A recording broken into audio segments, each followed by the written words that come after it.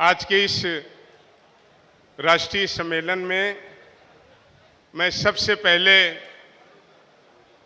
हिंदुस्तान के सबसे नौजवान, हिंदुस्तान के सबसे उदार और हिंदुस्तान के सबसे संवेदनशील नेता, हम सब के नेता आदरणीय अखिलेश यादव जी को पुनः राष्ट्रीय अध्यक्ष निर्वाचित होने पर दिल की गहराइयों से उन्हें बधाई देते हैं और शुभकामनाएं देने का काम करते हैं। मंच पर उपस्थित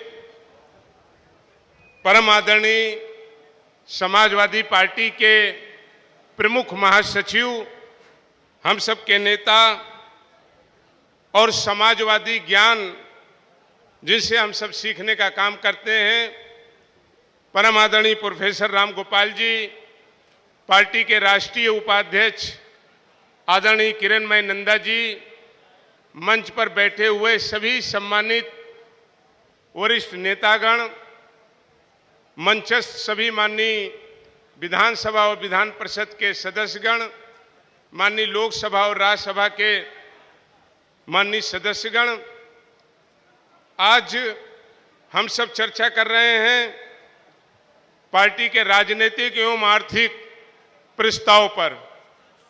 और इससे पहले कई वरिष्ठ वक्ताओं ने ये जिक्र किया कि देश को आज़ादी कैसे मिली है। हम और आप, जिनमें तमाम लोगों ने आज़ादी की लड़ाई नहीं देखी, लेकिन आज़ादी कैसे मिली है, उन संघर्षों को इतिहास में पढ़ने का काम किया है। एक लंबे संघर्ष और एक बड़े बलिदान के बाद भारत को आज़ादी मिली, एक मजबूत संविधान मिला और एक मजबूत लोकतांत्रिक देश हमें मिला।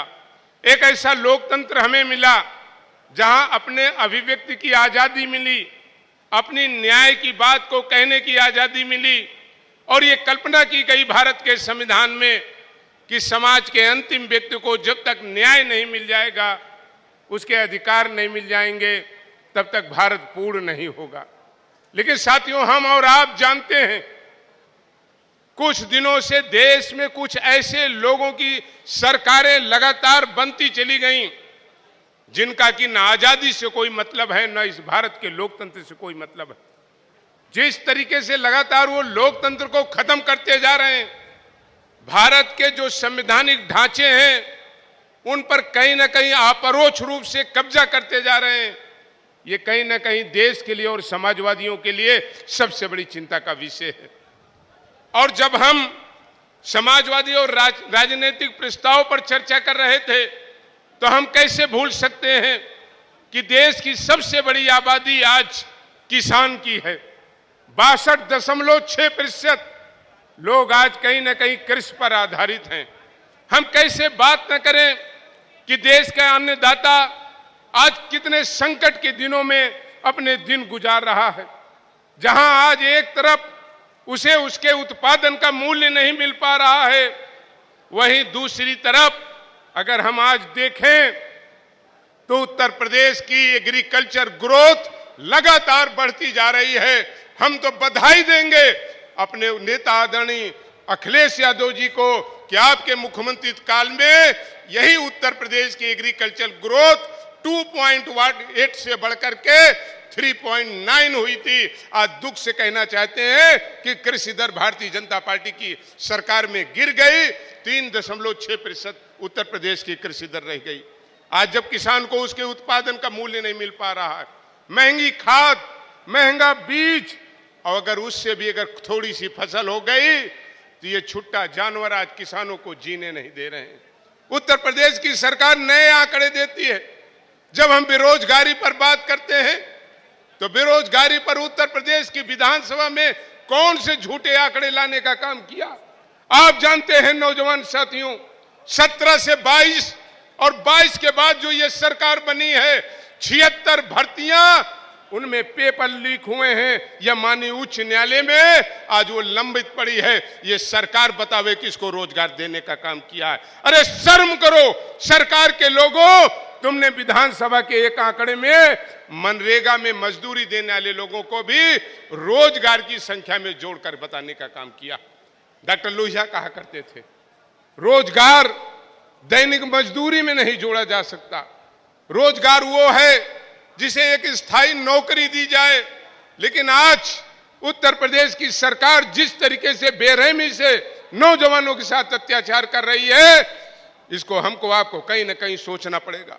हम धन्यवाद देंगे अपने नेता आदरणीय अखिलेश यादव जी को कि जब स्वास्थ्य के मामले में हमारे नेता प्रतिपक्ष अखिलेश यादव जी ने घटना का वर्णन किया कि आजादी के इतने लंबे समय बाद जब एक बूढ़े पिता को अपने बेटे के शव को अस्पताल से कंधे पे लाद करके लाना पड़ा, और जब हमारे नेता अखिलेश यादव जी ने अपने इसी विधानसभा में जिक्र किया कि एक नवजात शिशु को एक सीएससी के हॉस्पिटल में जानवर नोच नोच करके खा गए, कोई देखने वाला नहीं था। और जब जिक्र किया कि एक बेबस पति अपनी पत्नी को ठेले में लाद करके इस उत्तर प्रदेश में अस्पताल तक ले जाने का काम किया, आज हम बड़े दुख के साथ कहना चाहते हैं उत्तर प्रदेश सरकार के पास इसका कोई जवाब नहीं था। और इसलिए आज साथियों कहना चाहते हैं, अंतिम बात कहना चाहते हैं, लड़ाई बड़ी है, क्यों नारों से ये लड़ाई नहीं खत्म होगी।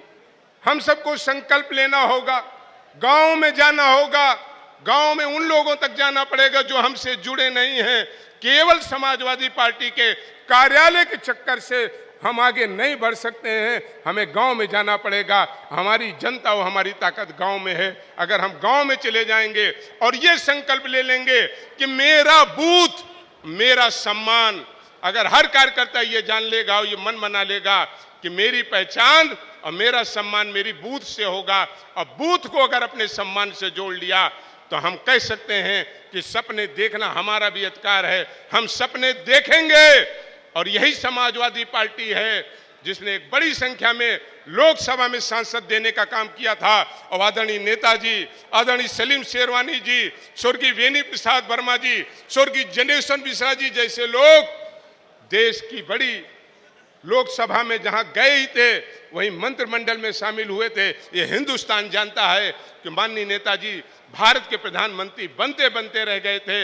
ये सपना देखिए, लेकिन सपना के साथ ये दृढ़ इच्छा शक्ति रखिए कि हम आज के बाद गांव में जाएंगे और अपने साथ उन 10 नए लोगों को जोड़ने का काम करेंगे जो कहीं ना कहीं हमसे अलग हैं। और जहां तक इस अत्याचारी सरकार का सवाल है साथियों, जब अंग्रेजों के खिलाफ आपने हिंदुस्तान में लड़ाई लड़ी, वही लड़ाई का जज्बा लेना होगा।